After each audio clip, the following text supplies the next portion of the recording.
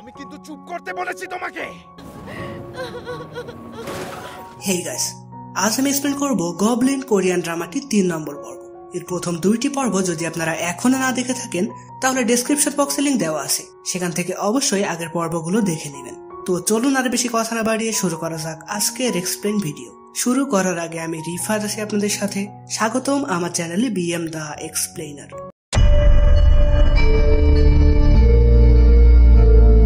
আগের পর্বে আমরা দেখেছিলাম ইউনতাকের আন্টি যাদের থেকে টাকা ধার নিয়েছিল তারা তার কাছে এসে টাকা দাবি করে এবং তাকে মেরে ফেলার হুমকি দেয়। সে তখন তাদের জানায় ইউনতাকের কাছে তার মায়ের অনেক টাকা আছে, ফলে তারা ইউনতাককে তুলে নিয়ে যায়। ইউনতাক তো বাঁচার জন্য কিমকে ডাকার অনেক চেষ্টা করে, কিন্তু সে তাকে ডাকতে পারে না। লোকগুলো তখন টাকা না পেয়ে তাকে মেরে ফেলার সিদ্ধান্ত নেয়। আর এদিকে দেখা যায় সেই সময় কিম ও রিপার খাবার টেবিলে মজা করে নিজেদের শক্তি পরীক্ষা করছিল। তখন ইউনতাকের বাঁচার আগতি কিম শুনতে পায় এবং রিপারকে সাথে নিয়েই সে ইউনতাককে বাঁচাতে চলে যায়। সেখানে তাদের দুজনের একটা দারুণ এন্ট্রি আমরা দেখতে পাই। তো কিম প্রথমে কিডন্যাপারদের গাড়িটি 2 টুকরো করে ইউনতাককে সেভ করে। কিডন্যাপাররা তো ভয়ে তাদের জীবন যায় যায় অবস্থা। কিম তখন তাদের কাছে গিয়ে তার ক্ষমতা সম্পর্কে বলে, আর রিপার তাদের কাছে গিয়ে বলে তোমরা কিন্তু কেউ কিচ্ছু দেখোনি, সারা জীবন যেন তোমাদের মুখ বন্ধ থাকে। এই বলে তারা ইউনতাককে নিয়ে সেখান থেকে চলে আসতে থাকে। রিপার তখন তার ক্ষমতার সাহায্যে কিমকে মনে মনে বলে মেয়েটা তোমাকে একবার থ্যাঙ্কসও বললো না।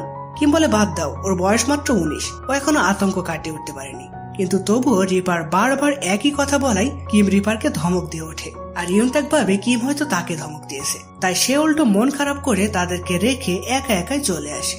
তো পরদিন দখোয়া কিমকে ইউনতাক সম্পর্কে বিভিন্ন ইনফরমেশন এনে দেয়। সে কাদের সাথে থাকে, তার আন্টি কেমন, এই সব আর কি। দখোয়া কিমকে বলে এইসব তথ্য তুমি কি করবে? কিম বলে ওর আন্টিকে শাস্তি দেব।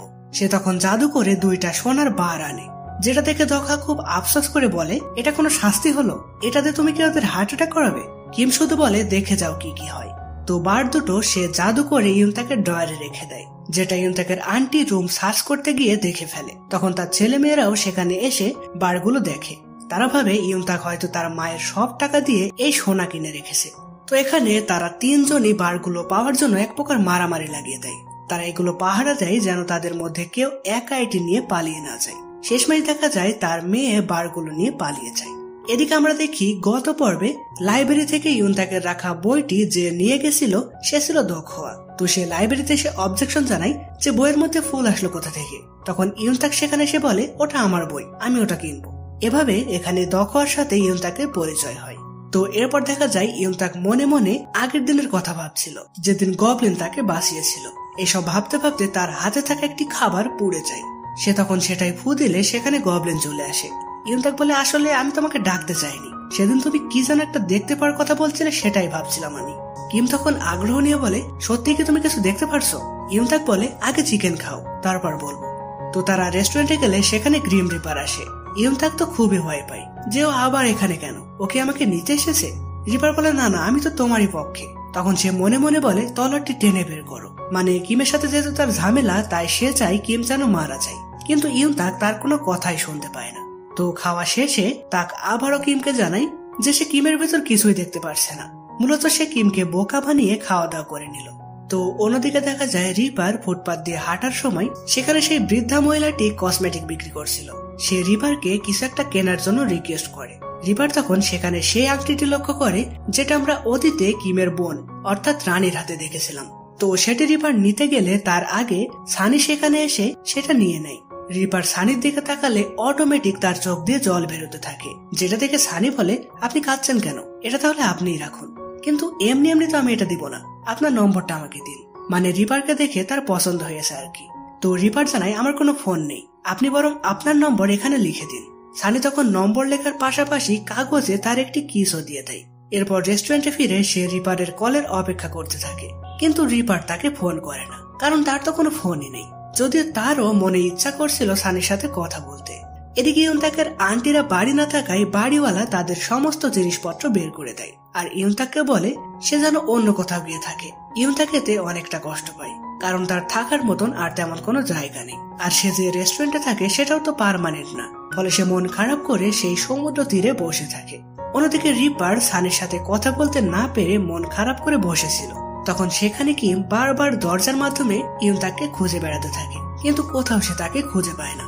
এখানে একটু বলে রাখি, প্রথমে তারা দুইজন সেই রেস্টুরেন্টে খাবার খাওয়ার পর ইউনতাক কিমকে বলেছিল, আমি যেহেতু তোমার স্ত্রী না, তাই আমাদের সম্পর্কটা এখানেই শেষ করা উচিত। ফলে সেদিন থেকে সে আর কিমকে ডাকে না। তো রিপার কিমের এমন অবস্থা দেখে বলে, ওকে ফোন করে জেনে নাও যে ও কোথায় আছে। কিন্তু কিম জানায়, ইউনতাকের কোনো নম্বর আমার কাছে নেই। মানে রিপারের মন খারাপ, তার কাছে নম্বর থাকা সত্ত্বেও সে সানিকে ফোন করতে পারছে না, তার কারণ তার ফোন নেই।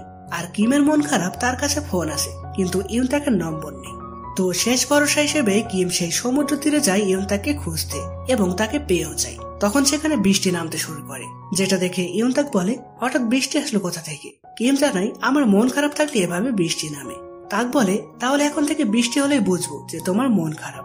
এখানে আরেকটি বিষয় জানিয়ে রাখি, কিম কিন্তু 2-1 দিনের মধ্যেই দীর্ঘ সময়ের জন্য বিদেশে যাবে তার হবু স্ত্রীকে খুঁজতে।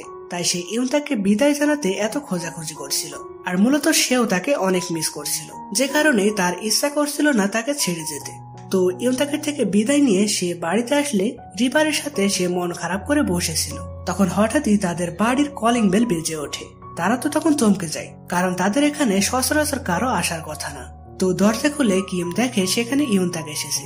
তাক জানাই, ভূতেদের থেকে সে কিমের বাড়ির লোকেশন পেয়েছে। এখানে সে রিপারকে সেখানে দেখে আর বুঝতে পারে কিম ও রিপার একই বাড়িতে থাকে। তো যাই হোক, ইউনতাক বলে, তুমি যে জিনিসটি দেখতে পাওয়ার কথা বলছিলে সেটা যদি আমি দেখতে পারি, তাহলে আমার 3টি ইচ্ছা তোমাকে পূরণ করতে হবে। প্রথমত আমাকে বিয়ে করতে হবে, দ্বিতীয় আমাকে 5,000 টাকা দিতে হবে, আর তৃতীয় হলো তুমি প্লিজ এখানে থেকে যাও, আমাকে ছেড়ে যেও না। কিম বলে, আগে প্রমাণ তো করো। ইউনতাক বলে, বিশ্বাস করছো না? আমি সত্যি ওটা দেখতে পারছি, এই যে এইখানে রয়েছে তলোয়ারটা। আর আমরা দর্শকরাও তখন অবাক হই যে ইউনতাক সত্যি সত্যি তলোয়ারটি দেখতে পারছে। কিন্তু এতদিন তাহলে সে মিথ্যা কেন বলেছে? আর এবার কি তাহলে কি মারা যাবে? এইরকম প্রশ্ন রেখেই 3 নম্বর এপিসোডটি এখানেই শেষ হয়। তো গাইস, কেমন লাগলো আজকের এপিসোডটি অবশ্যই কমেন্টে জানাবেন। আর পরের পর্ব খুব দ্রুত পেতে এবং এরকম আরো ইন্টারেস্টিং মুভি বা ড্রামার কাহিনী দেখতে আমাদের চ্যানেলটি সাবস্ক্রাইব করে রাখবেন। তো দেখা হবে পরের ভিডিওতে।